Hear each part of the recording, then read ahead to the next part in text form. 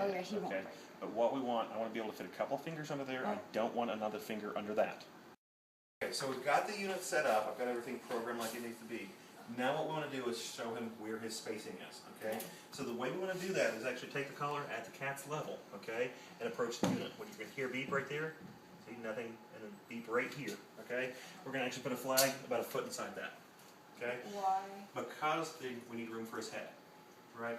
As he's going across, it's when the collar gets into that zone that it activates. So we're going to put the flag in front so he sees the flag as he hears the beep, as he feels the sensation, so that he ties all of those three things together. Okay.